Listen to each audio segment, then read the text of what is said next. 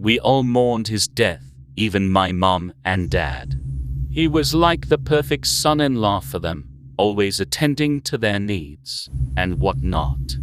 On September 5th, 2020, Bruce got hit by a truck while attempting to rescue a baby sparrow that had fallen on the road.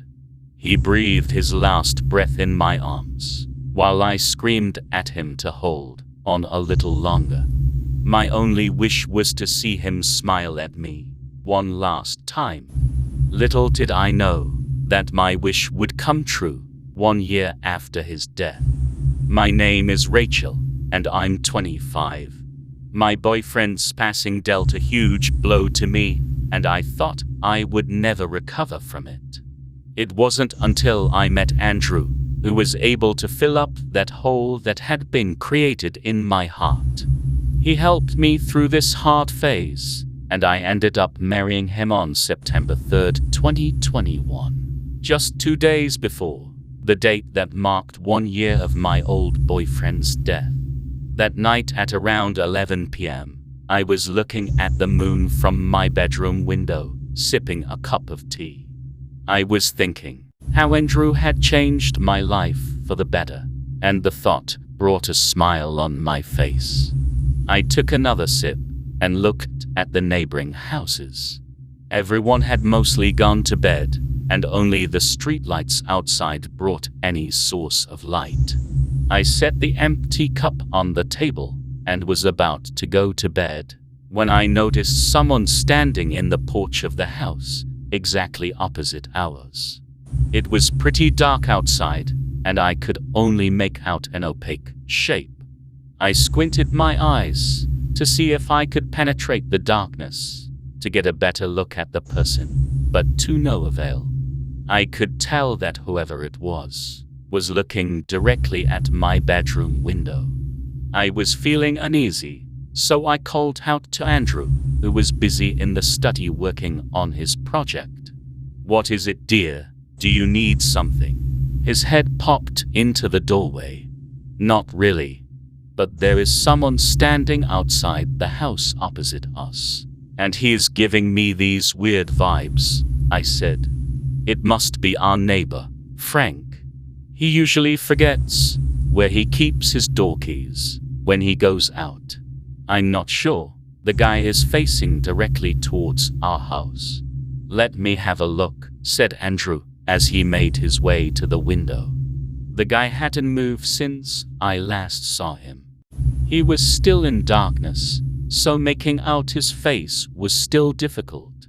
"I'll give Frank a call to see if he is." Andrew was cut short when a car passed by and its headlights revealed the person who was standing there. My mouth dropped open as I realized who it was. The person standing there had brown hair. He was wearing blue jeans and a black t-shirt. It was Bruce, and he had the biggest grin on his face. I took a step back, trying to process what I had seen.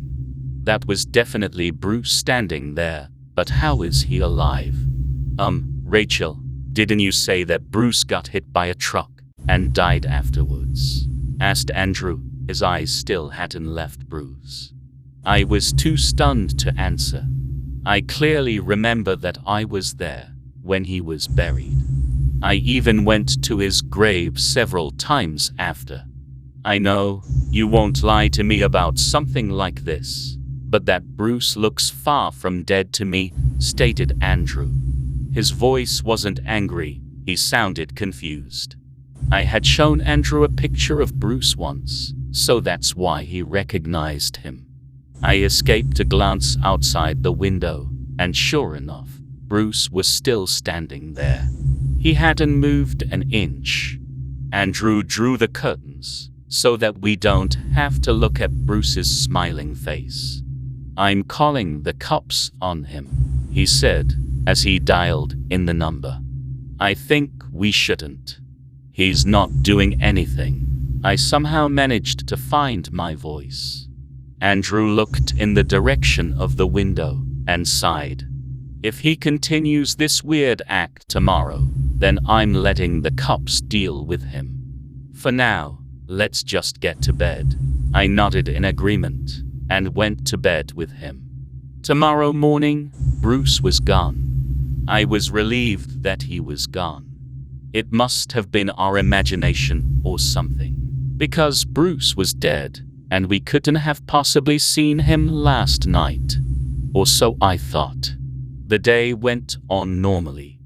Andrew spent the day talking to travel agents and booked us a trip to Hawaii for the 6th of September for our honeymoon. I spent most of the time packing our luggage and completely forgot the events of last night. After dinner, I went to my room to open the window to let in some fresh air. I pushed open the curtains and almost screamed. Bruce was standing next to our fence, directly under a streetlight. He had moved from yesterday's position and was much closer to our house now. Just like yesterday, he had a giant smile on his face. He stood there, never blinking an eye.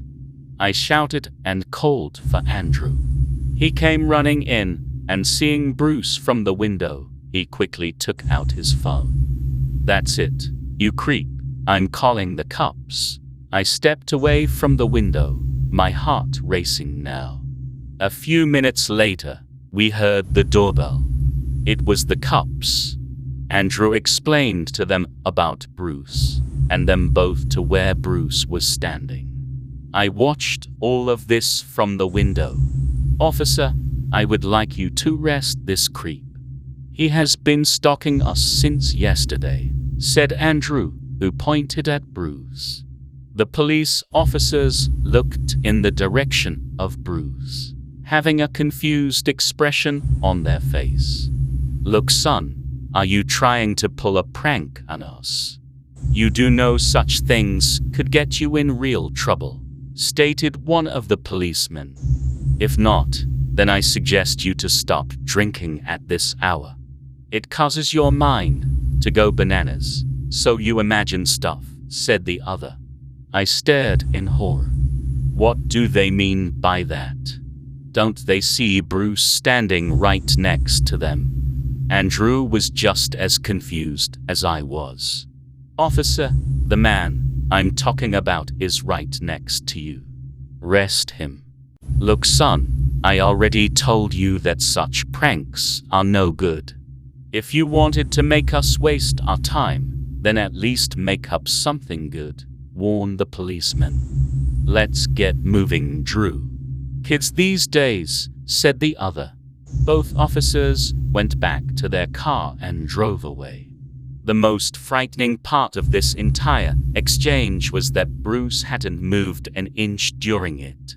He kept his eyes towards me, completely disregarding what was going on around him. He had a giant smile on his face throughout. "Look here, if you come to my house again, you'll regret it," warned Andrew. Bruce, once again, acted like he hadn't heard a thing. He kept his gaze fixed on me. Andrew came back inside in complete disbelief. "I have no idea what's going on. Why did the officers think I was going crazy when Bruce was right in front of them?" Andrew kept on mumbling. I drew the curtains, taking one last look outside. Bruce was standing exactly where he was and smiling. Night went and morning came. Today was the day when Bruce had died, exactly a year ago. Due to the recent events, I was scared to go and visit his grave. Me and Andrew discussed about last night's events, that how the police officers completely ignored Bruce, like he wasn't even there. We came up with no logical explanation for it, so gave up. We finished packing for our honeymoon after that. That night, I was terrified to even go near the window. We made sure all the windows and doors were locked. Andrew went outside the room to recheck the door locks. I was a bit curious, so I went to the window to get a peek outside. I lifted the curtain and screamed. Bruce was standing directly outside the window, smiling. Andrew came running in and pulled me away from the window. I was shaking terribly at this point. My scream must have been really loud, because a few neighbors came over to check in on us. We told them about Bruce and his weird smiling. They went to check that area, and to our utter shock, they too completely ignored Bruce, who was standing in plain sight. It seemed like only me and Andrew were able to see. Once again, Bruce showed no interest in the people around him and kept his gaze at the window. The neighbors went back after a few minutes. They must have thought we were going crazy. That night, we hardly slept. We had no idea if Bruce would try anything since he was directly outside our house. Both of us kept watch. Morning came by slowly. Andrew parted the curtain and Bruce gone by that time. We had our flight in a few hours, so we made our way to the airport. Both me and Andrew were super sleepy, so we decided to sleep on the plane. We boarded the plane and found our seats. Let's start our new life from this moment onwards. The last few days were weird, and I want to leave that behind, said Andrew. I nodded in agreement. Satisfied, Andrew took out an eye mask and quickly dozed off. I was surprised by Andrew's ability to sleep so quickly. The plane was about to take off. I took one last look outside the window and felt like my heart stopped. Standing next to the ground marshal was Bruce, and he was smiling.